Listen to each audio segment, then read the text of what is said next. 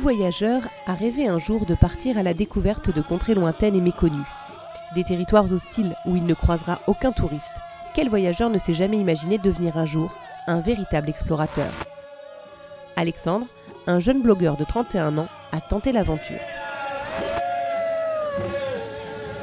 J'aime bien aller dans les pays hors des sentiers battus où il n'y a pas forcément beaucoup de touristes. En fait, la Papouasie, il n'y a rien, il n'y a pas de monument, il n'y a pas de site particulier à voir. Et j'ai compris que pour le découvrir, fallait marcher, fallait faire des treks et il fallait s'enfoncer dans la jungle pour aller le découvrir de l'intérieur parce que c'est comme ça qu'on le découvrait. Et c'est pour ça que je me suis mis en tête de faire un trek de 12 jours dans la vallée du Baliem, donc en plein milieu de la Papouasie indonésienne. Nichée au cœur des montagnes qui peuvent atteindre plus de 2000 mètres d'altitude, cette région du centre de la Papouasie n'a été découverte qu'en 1938. Elle abrite l'une des jungles les plus impénétrables du monde. J'avais l'idée de partir un peu tout seul avec mon sac à dos et d'aller de village en village. Et en fait, j'ai fait une petite rando d'une journée un peu tout seul et j'ai vu que juste c'était impossible de trouver les chemins. Enfin, en tout cas, moi, à ma capacité de monsieur tout le monde qui voyage, je me suis dit, oula, on va peut-être pas s'aventurer là-dedans. L'envie et la bonne humeur ne suffisent pas. Alexandre a besoin d'un guide, il s'agit maintenant de bien le choisir. J'avais entendu qu'il y avait des petits filous chez les papous et que tu leur payais la somme, une bonne partie, ils te faisaient 3 jours, puis après ils te laissaient dans la forêt, dans la jungle, et puis ils repartaient, puis du coup ils te laissaient un peu tout seul. J'avais pas trop envie que ça se passe. Potentiellement dans mon sommeil on peut me voler, potentiellement aussi on peut se dire que les mecs, si je tombe sur le mec qu'il faut pas, il peut m'arriver des trucs pires aussi. Et là j'avais un peu la pression qui montait de me dire, merde, lui, il a l'air de s'y connaître, mais c'est trop cher, ou je le sens pas. Et il y a eu un gars qui est arrivé à un moment donné, grand sourire et tout, à la cool. Et lui, je l'ai vraiment senti. Je dis, bon, lui, il a l'air d'être bon. Il me sort des tarifs qui font le double de ce que je peux. Mais en tout cas, déjà, lui, je le sens bien. Et je me sens plutôt en sécurité et je sens que ça peut le faire. Ça y est, Alexandre a trouvé son guide. Il peut commencer son trek en toute confiance. Et le matin du départ, son nouveau compagnon lui réserve déjà une petite surprise. Eh ben, je suis parti avec Yesaya, déjà trop classe le nom, et son frère Calipius en rando. Alors à la base, j'avais négocié le prix juste pour un guide, j'avais pas trop les moyens de m'acheter un porteur. Et Yesaya, il s'est dit, vu qu'on devait partir avec des sacs de 25 kg chacun à peu près, il s'est dit, tant pis, je ramène mon frère. Puis aussi, il s'est dit que voilà, on allait peut-être un peu se faire chier que tous les deux. Bien entouré, mais sans carte ni véritable préparation, il se lance dans ce trek ambitieux de 12 jours en plein cœur de la jungle. Moi dans ma tête c'était parti, il va y avoir de la mousse des lianes, ça glissait. Et j'allais vraiment m'immerger, je voulais rencontrer des papous, des gens qui ont entre guillemets rien à faire de moi, qui vivent juste leur vie. Et voilà, je voulais passer discrètement, voir un peu comment ça se passait. Et je voulais aussi me challenger, me dire que je faisais un peu, dans ma tête j'étais Indiana Jones quoi. Enfin, et ben j'avais pas vu ce qui m'attendait après.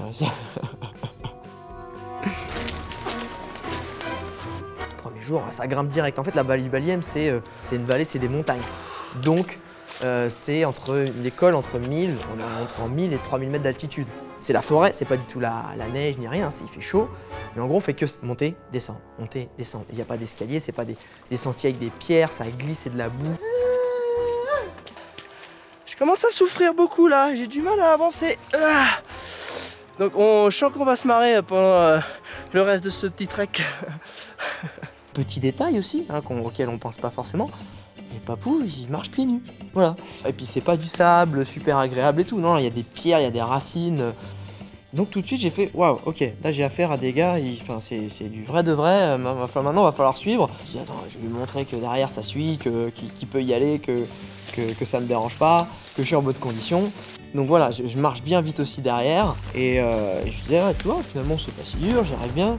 Et là tout de suite il m'a calmé, il m'a dit, non mais... C'est en général, les gens ils craquent au bout du 4-5e jour. C'est là où ça commence à piquer. Donc il dit calme-toi, tu verras après.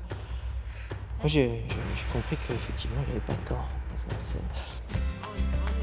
Mais à la fin de la première journée, Alexandre va vite oublier sa fatigue. Ce soir-là, ils arrivent dans un village traditionnel papou. Le dépaysement est au rendez-vous. On est arrivé directement au premier village papou. Donc voilà, j'étais juste émerveillé. Donc les vraies cases super basses. Donc pas de fenêtre, tout en bois. Là, je viens d'arriver dans un petit village de montagne, on vient de on s'est baladé. Et il y en a qui ont fait au micro-ondes, ici ils ont autre chose, ils ont une espèce de... Là, ils font la papate. Regarde, hop, On récolte les petites patates. Yeah. C'est un peu chaud. Ouais, bah, ça va. Je peux te dire, on va se régaler, moi, tout à l'heure. On va se régaler.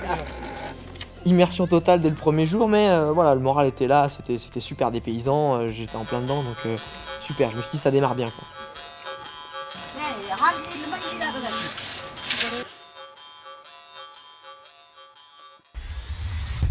Mais ce trek réserve encore bien des surprises à Alexandre. Au matin du deuxième jour, c'est la météo qui va compliquer la balade. Là où ça a commencé à être compliqué dans le trek, c'était, allez, 2 ou 3e jour. Il pleut tout le temps, Papouasie en fait, mais il pleut par intermittence, ça va être des grosses averses et puis ça va s'arrêter. Le problème c'est que vu qu'il pleut tout le temps, tout est humide.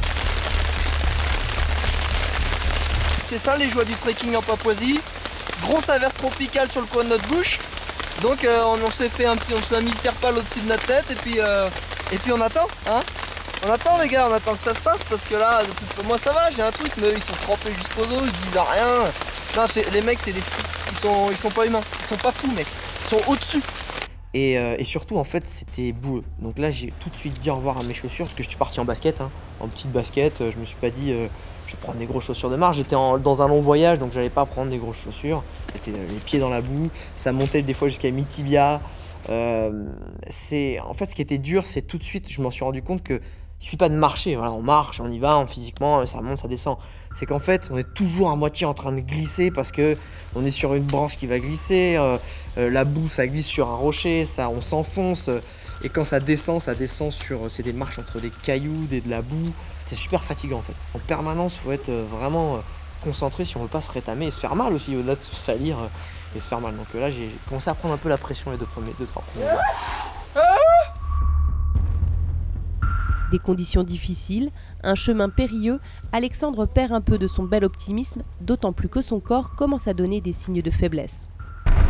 Là où ça a commencé à prendre un certain pas sur moi, c'est vers le 4-5e jour où, vu que j'avais les pieds en permanence dans l'eau, j'ai commencé à avoir une légère petite lésion entre les orteils. Et je me suis dit, oula, si ça s'empire, ça va être très compliqué. Et en plus de cette blessure, ce sont très vite les intestins d'Alexandre qui vont se rebeller contre la gastronomie locale. J'ai commencé à voir aussi les petites conséquences d'une alimentation locale, hein. Donc avec un transit assez rapide. Physiquement, là j'étais vraiment à plat, comme j'avais jamais été à plat. Et dans la foulée, c'est le moral qui lui aussi va finir par baisser. Un détail aussi tout bête, c'est mes baskets, voilà, quand je les enlevais le soir, je mettais mes petits pieds au coin du feu. Mais le matin, quand je les remettais les chaussettes trempées, humides, froides, les chaussures. C'était un petit détail psychologique, mais quand t'attaques la journée, allez, on fait c'est lacets, cette fois ça va y aller, ça va repartir. Et en fait, je me suis retrouvé vers le 6-7e jour à me dire waouh, là psychologiquement, je commence à en avoir marre, c'est plus du tout marrant. Physiquement, juste le souffle martyr. Et le 8e jour, j'étais vraiment le zombie. Voilà, je prenais plus de plaisir. Là, c'était vraiment un calvaire. J'ai l'impression que j'allais me vautrer à chaque pas. Et là, c'est pour la première fois de mon voyage, j'ai commencé à me dire qu'est-ce que je fous là. Là, j'ai envie de rentrer. Voilà. Alexandre est à bout de force. Sa randonnée tourne à la torture. Le problème, c'est que la petite troupe est encore bien loin de son point d'arrivée. J'avais quand même encore 4 jours à tirer, parce qu'à ce moment-là, j'étais là, il faut encore tirer 4 jours. Et je dis, ça y est, il n'y a pas moyen de peut-être rentrer, là, de se faire un petit raccourci. Et je dis, ouais, mais il n'y a pas un avion là qui passe demain, tout, c'est pas grave. Là, je suis prêt à mettre un petit peu plus. J'ai retrouvé un peu d'argent, on peut rentrer un peu plus tôt que prévu. Il me fait, mais là, on est en plein milieu de la jungle, là. Pas le choix, Alexandre va devoir continuer vaille que vaille. Et c'est au moment où ses forces sont sur le point de le quitter qu'un événement va inverser la tendance. J'étais en mode zombie, on marchait, c'était le 8-9e jour. Je mettais un pied devant l'autre, j'étais tout le temps en train de glisser, j'avais froid, j'avais surtout très mal, je me sentais faible parce que ça allait pas mieux en termes digestifs, on va dire. Et en fait, il y a un moment, j'ai vraiment glissé, mais je suis tombé en fait. Donc je m'enfonce et en fait, je tombe, mais sur la main, je me réceptionne sur la main et il y avait un caillou comme par hasard et je me fais super mal à l'intérieur de la main. Et en fait, bizarrement, cette douleur m'a mis une espèce de décharge d'adrénaline en fait. Et là, d'un coup, je sortais la tête du seau, vraiment, je me disais, oula, attends, mais je suis où, qu'est-ce qui se passe là? Attends, non, faut se reprendre. Le brouillard se dissipe. J'ai commencé à me remettre un coup de fouet dans ma tête, me dire, vas-y, mets-toi un coup de pied au cul, on suit, on y va, à remarcher un peu plus en oubliant la douleur, en me disant, c'est pas grave, ça va le faire. Et le soir, je suis arrivé, on a dormi dans des conditions assez correctes, j'ai fait une bonne nuit de sommeil, je me suis réveillé le lendemain, ça allait beaucoup mieux au niveau de mes problèmes intestinaux, ma douleur avait à moitié disparu, le moral, j'étais frais, j'avais envie de marcher, je me suis dit allez, on va le finir ce trek. Et en plus, à ce moment-là, on commençait à découvrir des choses vraiment intéressantes. On arrivait dans une région au fin fond de la forêt en fait, où il y a des ponts suspendus. C'est quelque chose de vraiment magique de se retrouver là sur des petits ponts de singes qu'on peut voir vraiment dans les reportages. Parce que c'était ça qui m'avait donné envie de venir. C'était retrouver ces ponts traditionnels que les mecs ils ont fait tout seuls. Et ça a beaucoup joué à continuer à me retirer vers le haut, à me pousser, à me dépasser et à revenir physiquement et moralement surtout. Pas au top, mais vraiment positif. Bon, aujourd'hui, 11e jour de trek et dernier jour de marche. Oui, parce que le dernier jour sera consacré au retour au point de départ en 4x4. Et belle dernière étape, puisque 7 heures à peu près de marche nous attendent. Mais je sais pas, là, moi je commence à être chaud, tu vois, bien en jambes. Moi, la jungle, maintenant, je connais. Donc, enfin, moi, je veux dire, allez, on se le finit ce trek. Hein, mais moi, je suis chaud, quoi, c'est parti. Et puis surtout, je voyais la petite lueur, la petite lumière au bout du chemin là, qui m'attendait. Oh, j'arrive! Une fois le trek achevé, Alexandre n'est pas pour autant au bout de ses peines, car à présent, il s'agit de rejoindre la ville d'où il est parti, sur des routes plutôt dangereuses. Quand il y a des grosses pluies, surtout à la saison des pluies, parce que moi j'étais même pas à la saison des pluies, hein, il pleuvait tous les jours, mais c'était pas la saison des pluies. Donc c'est des gros torrents, et ça creuse en fait, ça creuse vraiment les abords des ponts. Et il y en avait un en fait, il s'était juste cassé la figure en fait. Donc dans ces cas-là, qu'est-ce que tu fais quand il n'y a plus le pont pour passer une rivière? Bah tu passes à gué. Donc les mecs ils se sont créés un petit chemin pour passer à côté de la rivière qui devient un petit ruisseau où tu peux passer en voiture. Mais après faut remonter. Et vu qu'il pleut, c'est boueux, ça patine.